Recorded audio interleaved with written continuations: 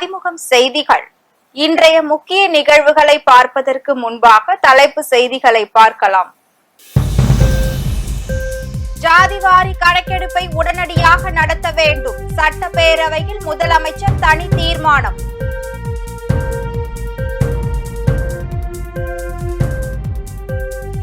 மக்களவை சபாநாயகர் தேர்தல், சபாநாயகராக மீண்டும் ஓம் பிர்லா தேர்வு.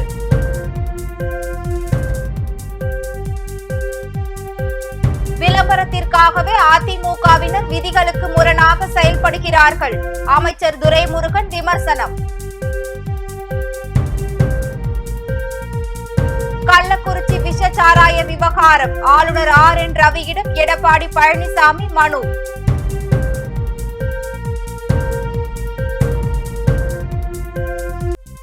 மக்களவை எதிர்க்கட்சி தலைவராக ராகுல் காந்தி தேர்வு, தமிழக வெற்றி கழக தலைவர் விஜய் வாழ்த்து.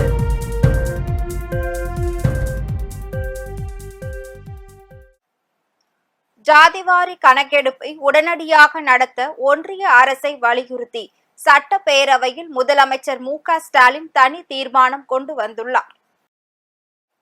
கொரோனா முடிந்து 3 ஆண்டுகள் ஆகியும் மக்கள் தொகை கணக்கெடுப்பை நடத்தாமல் இருப்பது ஒன்றிய அரசு தனது கடமையை புறக்கணிக்கும் செயல் என முதலமைச்சர் மு.க.ஸ்டாலின் கூறியுள்ளார். மேலும் மக்கள் தொகை கணக்கெடுப்பை மட்டுமல்ல, அத்துடன் சேர்த்து ஜாதிவாரி கணக்கெடுப்பையும் ஒன்றிய அரசு நடத்த வேண்டும்.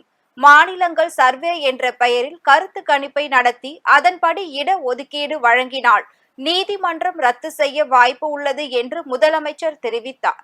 ஜாதிவாரி கணக்கெடுப்பை உடனடியாக நடத்த ஒன்றிய அரசை வலியுறுத்தி சட்டப்பேரவையில் முதலமைச்சர் மு.க.ஸ்டாலின் தனி தீர்மானத்தை முன்மொழிந்தார். ஜாதிவாரி கணக்கெடுப்பை மேற்கொள்ள வேண்டும் என்பதுதான் திராவிட மாடல் அரசின் கருத்து. ஒன்றிய அரசுதான் மக்கள் தொகை கணக்கெடுப்பை நடத்த வேண்டும் எனவும் முதலமைச்சர் கூறினார். மக்களவை சபாநாயகராக ஓம் பிர்லா மீண்டும் தேர்வு செய்யப்பட்டுள்ளார். இந்திய நாடாளுமன்ற வரலாற்றில் முதல் முறையாக மக்களவை சபாநாயகர் பதவிக்கு இன்று தேர்தல் நடைபெற்றது. பாஜக கூட்டணி சார்பில் ஓம் பிர்லா மீண்டும் போட்டியிட்டார். காங்கிரஸ் தலைமையிலான இந்தியா கூட்டணி சார்பில் கொடிக்குன்னில் சுரேஷ் போட்டியிட்டார். சபாநாயகரை தேர்ந்தெடுக்க நாடாளுமன்றத்தில் குரல் வாக்கெடுப்பு நடத்தப்பட்டது.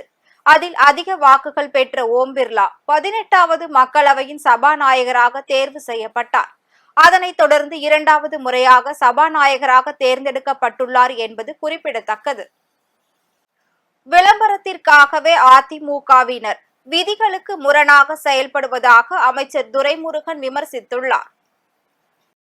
தமிழக சட்டப்பேரவை இன்று காலை கூடிய போது கள்ளக்குறிச்சி விவகாரத்தை பேச அதிமுக உறுப்பினர்கள் அமளியில் ஈடுபட்டனர். கேள்வி நேரத்திற்கு பின்பு பேச அனுமதி தருகிறேன் என சபாநாயகர் விதிகளை சுட்டிக்காட்டிய பின்பும் தொடர்ந்து அதிமுகவினர் இருக்கையில் அமராமல் அமளியில் ஈடுபட்டனர்.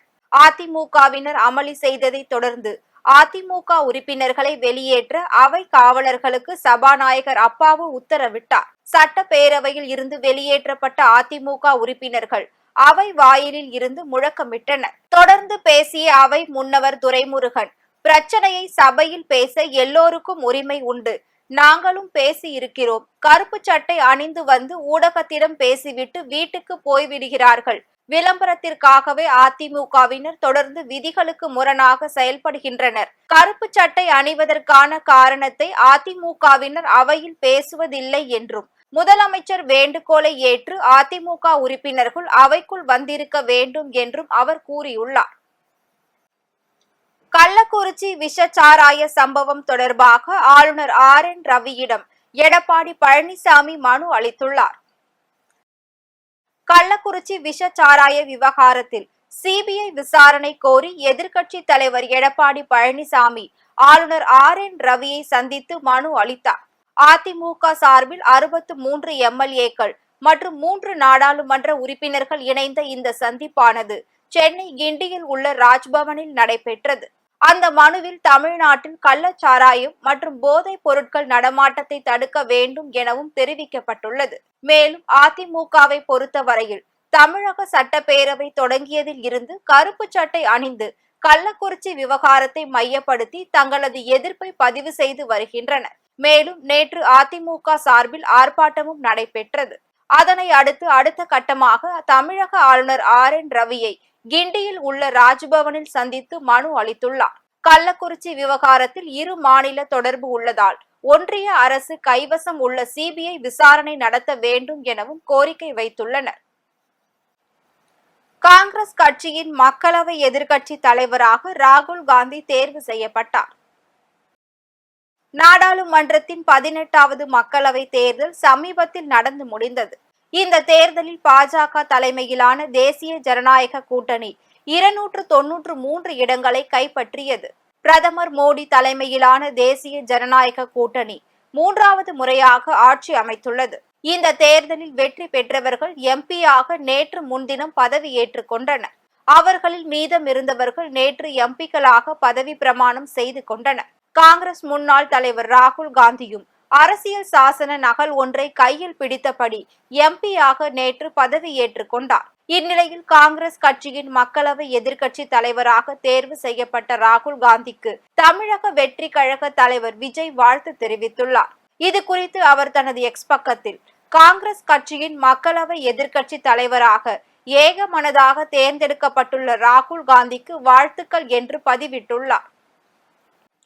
ஹரியானா மாநில அரசு டெல்லி பங்கு தண்ணீரை முழுமையாக திறந்து விடாததே தண்ணீர் பற்றாக்குறைக்கு காரணம் என்று நீர்வளத்துறை அமைச்சர் அதிஷி குற்றம் சாட்டியுள்ள நிலையில் ஹரியானா அரசு தண்ணீர் திறந்துவிடக் கோரி கடந்த 22ஆம் தேதி முதல் அதிஷி கால வரையறையற்ற உண்ணாவிரத போராட்டத்தில் ஈடுபட்டார்.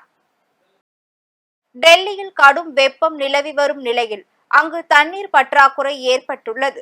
அதன் காரணமாக ஆயிரக்கணக்கான மக்கள் தண்ணீர் இன்றி அவதிக்குள்ளாகி வருகின்றனர். தண்ணீர் பற்றாக்குறையை சரி செய்வதற்கு டெல்லி அரசு பல்வேறு நடவடிக்கைகளை எடுத்து வருகின்றது. ஹரியானா மாநில அரசு டெல்லி பங்கு தண்ணீரை முழுமையாக திறந்து விடாததே இந்த பற்றாக்குறைக்கு காரணம் என்று நீர்வளத்துறை அமைச்சர் அதிஷி குற்றம் சாட்டியுள்ளார். அதனைத் தொடர்ந்து ஹரியானா அரசு தண்ணீர் திறந்துவிடக் கோரி கடந்த 22ஆம் தேதி முதல் அதிஷி கால வரையறையற்ற உண்ணாவிரத போராட்டத்தில் ஈடுபட்டார். இந்நிலையில் நேற்று அதிகாலை அமைச்சர் அதிஷி உடல்நிலை பாதிக்கப்பட்டது. அவரது இரத்த சர்க்கரை அளவு குறைந்து உள்ளது. எனவே உடனடியாக அவரை மருத்துவமனையில் அனுமதிக்கவும், இல்லை என்றால் உயிருக்கு ஆபத்து ஏற்படக்கூடும் என்றும் மருத்துவர்கள் எச்சரித்தனர். அதனைத் தொடர்ந்து அவர் LNJP மருத்துவமனையில் அனுமதிக்கப்பட்டார். ICUவில் அதிஷிக்கு தீவிர சிகிச்சை அளிக்கப்பட்டு வருகிறது. 5 நாட்கள் நீடித்த அவரது உண்ணாவிரத போராட்டம் நிறுத்தப்பட்டுள்ளது. இது குறித்து ஆம் ஆத்மியின் மாநிலங்களவை MP சஞ்சய் சிங் கூறுகையில், ஹரியானாவில் இருந்து தண்ணீர் திறந்துவிடக் கோரி பிரதமர் மோடிக்கு கடிதம் எழுதப்படும். இந்த விவகாரத்தை ஆம் ஆத்மி மற்றும் அவரது அரசியல் கூட்டணி கட்சிகள் எழுப்பும் என்றார். மயிலாடுதுறை அருகே அரசு பேருந்தும் சரக்கு லாரியும் ஒன்றுடன் ஒன்று மோதி விபத்துக்குள்ளானது. மயிலாடுதுறை மாவட்டம் கொண்டல் அருகே அரசு பேருந்தும் சரக்கு லாரியும் ஒன்றுடன் ஒன்று மோதி விபத்துக்குள்ளானது. இந்த பேருந்தில் பயணித்த 10க்கும் மேற்பட்டோர் உடலில் காயங்கள் ஏற்பட்டு அரசு மருத்துவமனையில் அனுமதிக்கப்பட்டுள்ளனர். இந்த விபத்து குறித்து காவல்துறையினர் வழக்கு பதிவு செய்து விசாரணை மேற்கொண்டு வருகின்றனர். மேலும் அரசு பேருந்து மற்றும் லாரியை JCB கொண்டு அகற்றும் பணி நடைபெற்று வருகிறது. ராணிப்பேட்டை மாவட்டத்தில் செல்போன் தவறவிட்ட வழக்கில் 120 செல்போன்கள் மீட்டு மாவட்ட காவல் கண்காணிப்பாளர் கிரண் ஸ்ருதி அதன் உரிமையாளர்களிடம் ஒப்படைத்தார். ராணிப்பேட்டை மாவட்டத்தில் பல்வேறு பகுதிகளில் தவறவிட்ட செல்போன்கள் குறித்து காவல் நிலையங்களில் வழக்குகள் அடிப்படையில் உரிய விசாரணை மேற்கொண்டு ரூபாய் 20 லட்சம் மதிப்பிலான விலை உயர்ந்த 120 செல்போன்கள் காவல்துறை அதிகாரிகள் மூலமாக மீட்டு அதன் உரிமையாளர்களிடம் மாவட்ட காவல் கண்காணிப்பாளர் கிரண் ஸ்ருதி தலைமையில் நடைபெற்று அதன் உரிமையாளர்களிடம் ஒப்படைத்தனர். மேலும் இனி யாரேனும் செல்போன் தவறவிட்டாலோ அல்லது திருடப்பட்டாலோ அது குறித்து உடனடியாக பொதுமக்கள் அருகில் உள்ள காவல் நிலையங்களில் புகார் அளித்தால் உடனடி நடவடிக்கை மேற்கொள்ளப்படும் என உறுதியளித்தார். கோவை மாவட்ட நிர்வாகம் சார்பாக திறக்கப்பட்டுள்ள அரசு பொருட்காட்சியை திரளான மக்கள் கண்டு ரசித்தனர். கோவையில் கடந்த மாதம் 24ஆம் தேதி முதல் தொடங்கியது.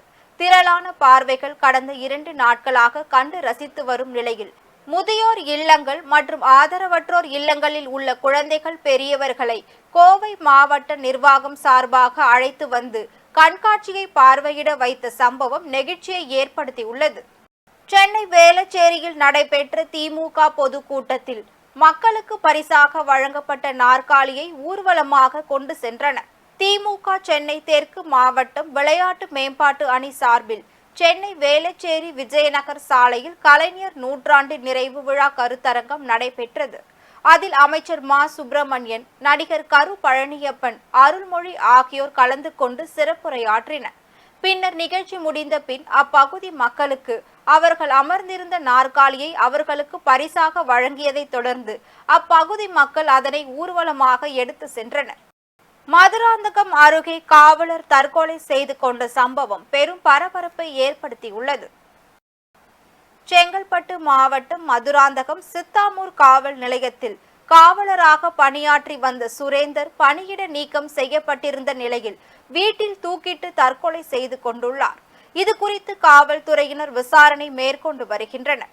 இந்த சம்பவம் அப்பகுதியில் பெரும் பரபரப்பை ஏற்படுத்தியுள்ளது. மயிலாடுதுறை அருகே விசைப்படகை முற்றிலுமாக தடை செய்ய கோரி மீனவர்கள் சாலை மறியலில் ஈடுபட்டு வருகின்றனர். மயிலாடுதுறை மாவட்டம் தரங்கம்பாடி மீனவ கிராமத்தில் சுருக்கு மடிவலை மற்றும் அதிவேக திறன் கொண்ட என்ஜின் பொருத்தப்பட்ட விசைப்படகுகளுக்கு தடை விதிக்கப்பட்டதற்கு எதிர்ப்பு தெரிவித்து 19 மீனவ கிராமத்தினர் சாலை மறியல் போராட்டத்தில் ஈடுபட்டனர்.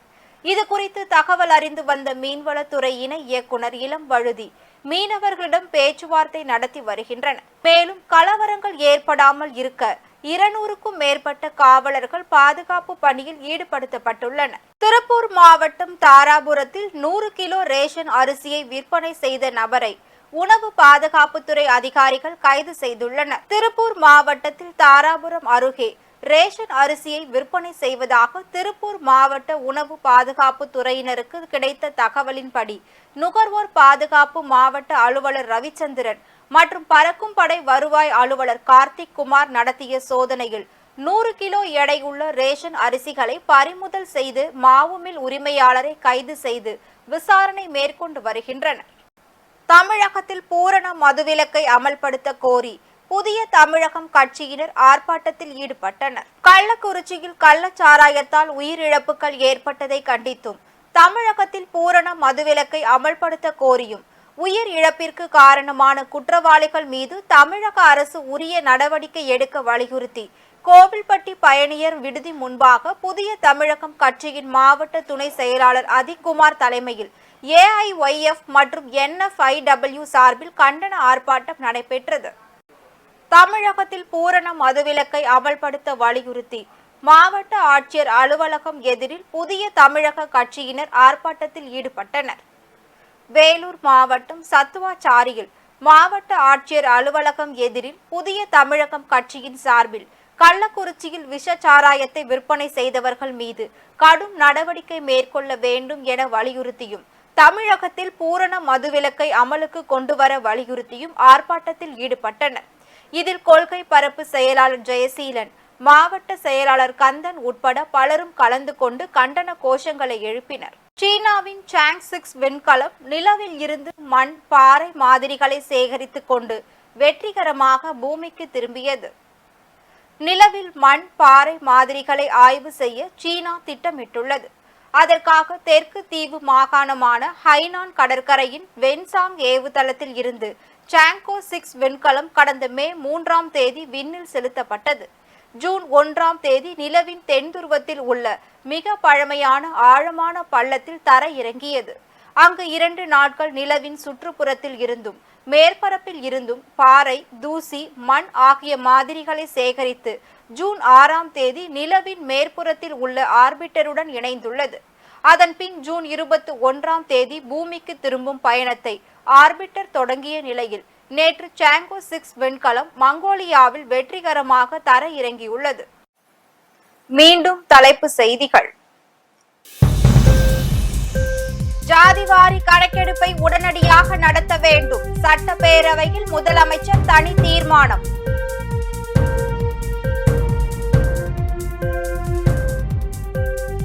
மக்களவை சபாநாயகர் தேர்தல். சபாநாயகராக மீண்டும் ஓம் பிர்லா தேர்வு.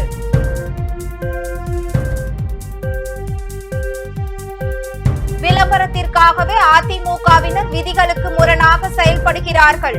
அமைச்சர் துரைமுருகன் விமர்சனம். கள்ளக்குறிச்சி விஷச்சாராய விவகாரம் ஆளுநர் RN ரவியிடம் எடப்பாடி பழனிசாமி மனு.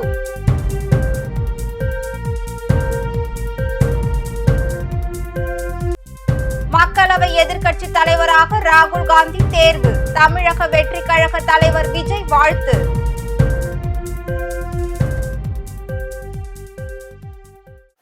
இத்துடன் செய்திகள் நிறைவடைந்தன. மீண்டும் செய்திகள் இரவு 8 மணிக்கு. மேலும் செய்திகளை தெரிந்து கொள்ள மதிமுகம் பிரைம் யூடியூப் தளத்தில் இணைந்திருங்கள்.